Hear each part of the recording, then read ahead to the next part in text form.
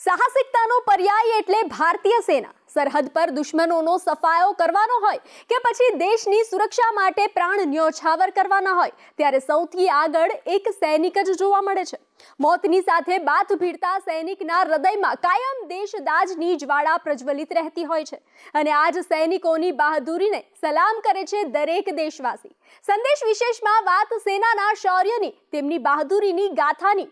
સમય બદલાયો છે તેમ ભારતીય સેના પણ આધુનિક થઈ છે। દુશ્મનોનો સામનો કરવા સેનાના શસ્ત્રો પણ એડવાન્સ થયા છે। જમીન ઉપર દુશ્મનોને ધૂળ ચટાડે, હવામાંથી વાર કરી ખાત્મો બોલાવે, પાણી પર પણ પરાક્રમ નથી ઓછા।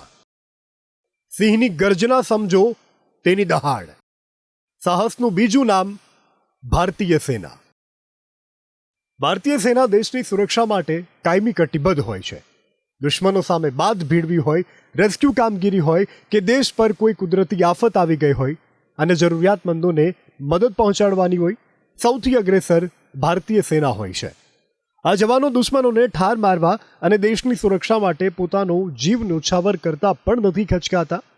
આમ તો સેનાની બહાદુરીને બિરદાવવા માટે વર્ષના 365 દિવસ ઓછા પડે, પરંતુ સેનાના જવાનોના શૌર્ય અને બલિદાનને યાદ કરવા 15 જાન્યુઆરીએ સેના દિવસ તરીકે મનાવવામાં આવે છે। ત્યારે 15 જાન્યુઆરીએ સેના દિવસ મનાવવા માટેની કહાની પણ રસપ્રદ છે। તેના પર નજર કરીએ તો ભારતીય સેનાની રચના આઝાદી પહેલા બ્રિટિશ શાસનકાળ દરમિયાન જ થઈ ગઈ હતી અને તે સમયે સેનામાં સિનિયર અધિકારી તરીકે બ્રિટિશર રહેતા હતા। ભારત જ્યારે આઝાદ થયું ત્યારે પણ સેનાના મુખ્ય અધિકારી બ્રિટિશર જ હતા। વર્ષ 1949માં જનરલ ફ્રાન્સિસ બુચર ભારતીય સેનામાં અંતિમ બ્રિટિશ કમાન્ડર હતા। તે બાદ લેફ્ટનન્ટ જનરલ કે.એસ. કરિયપ્પા સ્વતંત્ર ભારતના પહેલા ભારતીય સૈન્ય અધિકારી બન્યા। 15 જાન્યુઆરીના દિવસે જ એમ કરિયપ્પાએ જનરલ ફ્રાન્સિસ બુચર પાસેથી સેનાનું નેતૃત્વ મેળવ્યું હતું। આ દિવસ ભારતીય સેના માટે ઐતિહાસિક હતો। આ જ કારણથી 15 જાન્યુઆરીએ ભારતીય સેના દિવસ મનાવવામાં આવે છે। સ્વતંત્ર ભારતના પહેલા ભારતીય સૈન્ય અધિકારી બન્યા કે.એમ. કરિયપ્પાની વાત કરીએ તો તેઓ ભારતના પહેલા ફિલ્ડ માર્શલ હતા। તેમણે જ ભારત પાકિસ્તાન વચ્ચેના યુદ્ધનું નેતૃત્વ કર્યું। કે.એમ. કરિયપ્પાનું નિધન વર્ષ 1993માં 94 વર્ષની વયે થયું હતું। ભારત આ વર્ષે 76મો સેના દિવસ મનાવી રહ્યો છે અને તેની તૈયારીઓ પણ અગાઉથી કરી દેવામાં આવી। દેશની સેનાના વીરતા, શૌર્ય અને બલિદાનને યાદ કરવામાં આવે છે।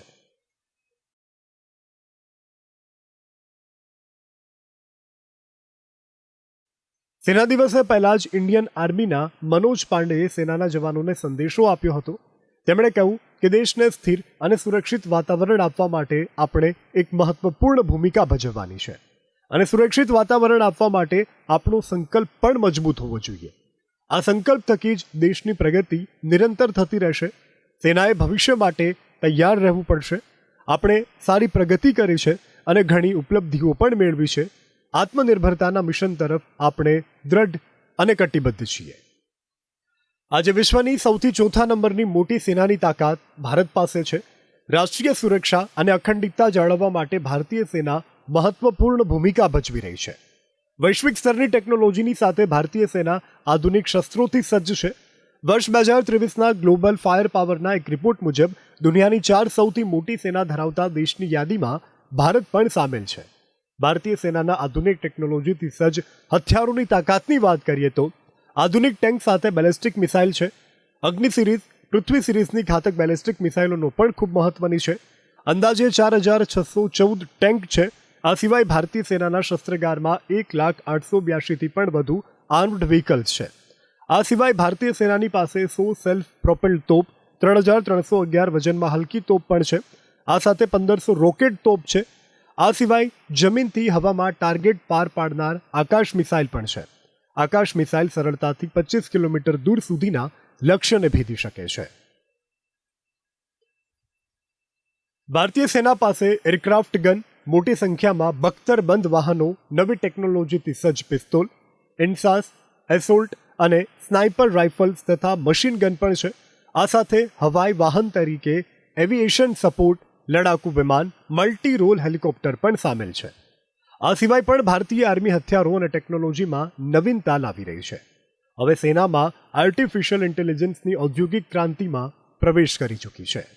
મહત્વનું છે કે ભારતીય સેનાએ પાકિસ્તાનના આતંકીઓના મનસૂબાને નાકામ કરવા માટે ઓપરેશન સર્વશક્તિ શરૂ કર્યું છે.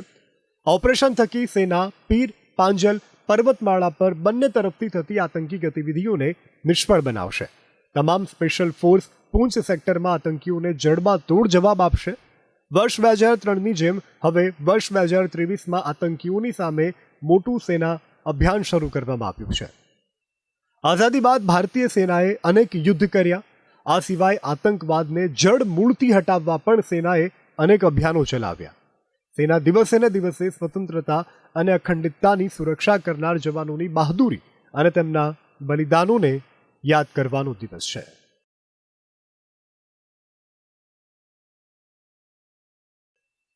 સ્પેશિયલ રિપોર્ટ સંદેશ ન્યૂઝ.